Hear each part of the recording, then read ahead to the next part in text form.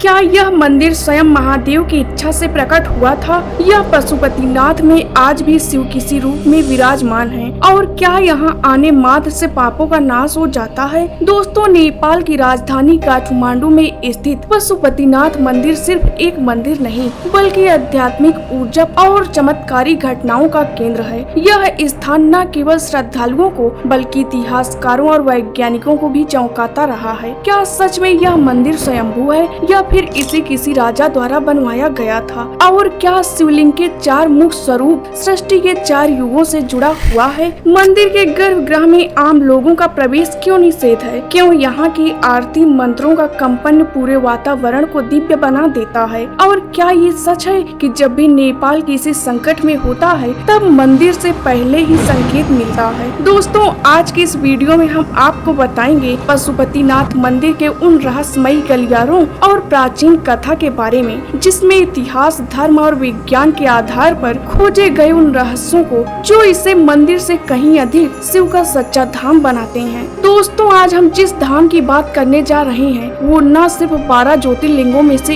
एक है बल्कि यह भक्तों के लिए आस्था, शक्ति और आशीर्वाद का अटूट स्रोत भी है, जिसे न केवल नेपाल बल्कि पूरे विश्व में पवित्र और रहस्यमयी माना जाता है। नेपाल का पशुपतिनाथ मंदिर हिंदू धर्म के सबसे पवित्र स्थलों में से एक माना जाता है और अगर आपने हमारे चैनल को अभी तक सब्सक्राइब नहीं किए हैं तो जरूर कर लीजिए ताकि ऐसी और इंफॉर्मेटिव वीडियो देखने को मिल सके। नेपाल के पशुपतिनाथ मंदिर काठमांडू के पास देवपट्टनम गांव में बागमती नदी के किनारे स्थित है। मंदिर में भगवान शिव की एक 5 मुखी वाली मूर्ति है। चारों दिशाओं में एक एक मुख और एक मुख ऊपर की ओर है। प्रत्येक मुख के दाएं हाथ में रुद्राक्ष की माला और बाएं हाथ में कमंडल मौजूद है। कहते हैं कि ये 5 मुख अलग अलग दिशा और गुणों का परिचय देते हैं। मान्यता के अनुसार पशुपतिनाथ का ज्योतिर्लिंग पारस पत्थर के समान है। इस मंदिर में भगवान शिव की मूर्ति तक पहुंचने के लिए 4 दरवाजे बने हुए हैं। वे चारों दरवाजे चांदी के हैं। पश्चिम द्वार के ठीक सामने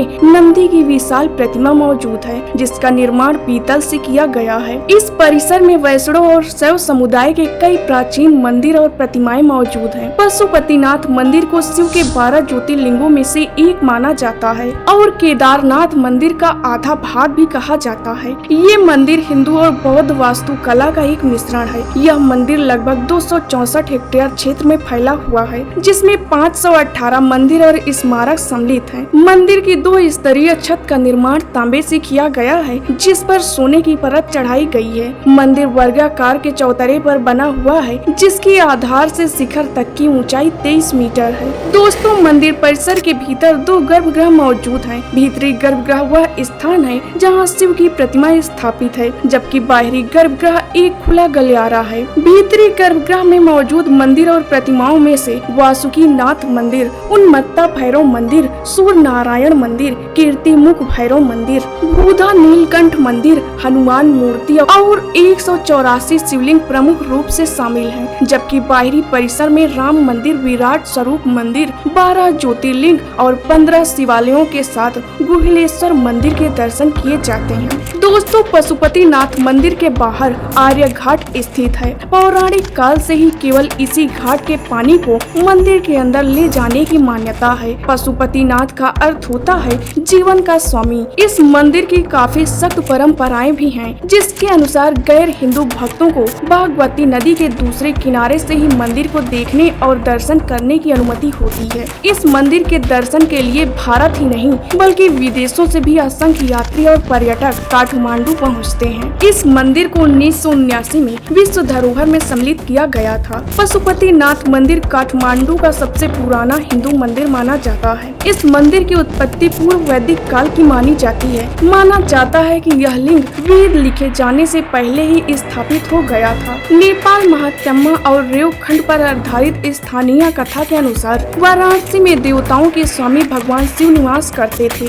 शिव जी की महिमा पूरे त्रिलोक में विख्यात थी और उनके बिना वाराणसी अधूरी सी लगती थी। लेकिन एक दिन भगवान शिव वाराणसी छोड़कर हिमालय की ओर चल देते हैं। देवताओं को जब ये बात पता चलती है तो चिंतित हो उठते हैं और शिव को वापस लाने का उपाय खोजने लगते हैं। भगवान शिव चलते चलते नेपाल की पावन बागमती नदी के किनारे आ पहुँचते हैं। वहाँ एक घना जंगल था जिसे मृग स्थली कहा जाता था। शिव जी भी वहाँ एक हिरण का रूप धारण करते हैं और गहरे ध्यान में लीन हो जाते हैं। जब देवताओं को ये बात पता चलती है कि शिव जी वहाँ मौजूद हैं, तो वो भी उनके पास पहुँचते हैं और उनसे विनती करने लगते हैं कि महादेव कृपया वाराणसी लौट आइए, आपके बिना वह नगरी अधूरी सी लगती है। लेकिन भगवान शिव अब हिमालय की इस पावन भूमि को छोड़कर नहीं जाना चाहते थे। उन्होंने एक लंबी छलांग लगाते हुए नदी के दूसरे किनारे पहुंच जाते हैं। इस दौरान उनकी सिंह के 4 टुकड़े हो जाते हैं और यहीं पर भगवान शिव चतुर्मुखलिंग के रूप में प्रकट हो जाते हैं। तभी से यह स्थान पशुपतिनाथ के नाम से भी प्रसिद्ध हो जाता है। वहीं दूसरी कहानी महाभारत काल से जुड़ी हुई है। कहा जाता है कि कुरुक्षेत्र की लड़ाई के बाद अपने ही बंधुओं की हत्या करने की वजह से पांडव बेहद दुखी हो गए थे। उन्होंने गोत्रवध किए थे। वे अपनी करनी पर पछता रहे थे और खुद को अपराधी महसूस कर रहे थे। इस दोष से मुक्ति पाने के लिए वे भगवान शिव की खोज में निकल पड़ते हैं। लेकिन शिव जी नहीं चाहते थे कि जो पाप वो किए हैं उनका प्रायश्चित उन्हें इतनी आसानी से मिल जाए।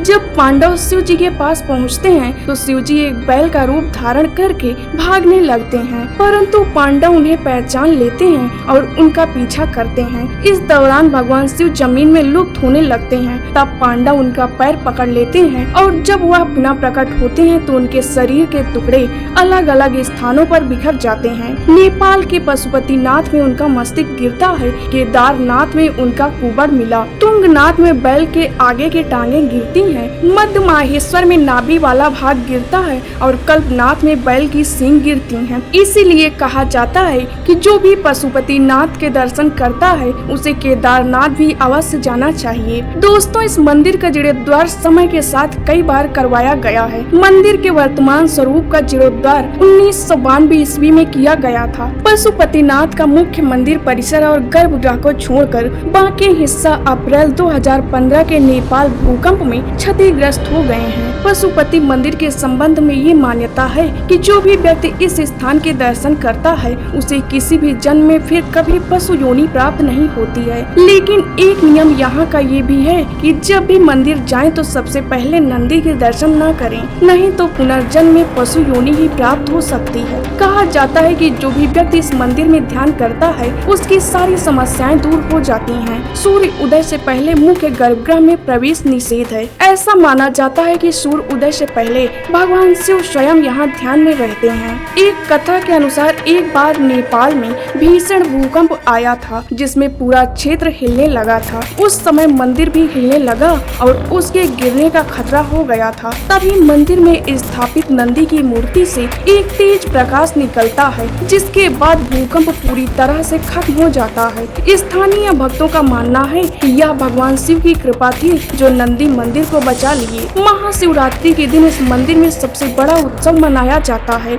इस दिन पूरे मंदिर को लाखों दीपों से सजाया जाता है। रात भर भगवान की आराधना होती है और भजन कीर्तन चलता रहता है। हजारों श्रद्धालु गंगा स्नान के बाद मंदिर में दर्शन के लिए आते हैं। साधु संत मंदिर परिसर में विशेष साधना करते हैं और इस दिन शिवलिंग पर विशेष भस्म आरती भी की जाती है जो अत्यंत शक्तिशाली मानी जाती है। पशुपतिनाथ से जुड़े कुछ ऐसे रहस्य जो आपको भी हैरान कर देंगे। उनमें से एक है मंदिर में सालों से जलने वाली अखंड ज्योति। ये ज्योति एक तरह से भगवान शिव के उपस्थिति का प्रतीक भी मानी जाती है। ये ज्योति 24 घंटे 365 दिन जलती रहती है। ये ज्योति मंदिर के वातावरण में अद्वितीय दिव्यता और शांति का संचार करती है। ये भी कहा जाता है कि इस अखंड ज्योति को देखकर व्यक्ति के जीवन के सभी संकट दूर हो जाते हैं और उनकी आत्मा को शांति मिलती है। ऐसे और इंफॉर्मेटिव वीडियो देखने के लिए वीडियो को लाइक करके चैनल को सब्सक्राइब करें।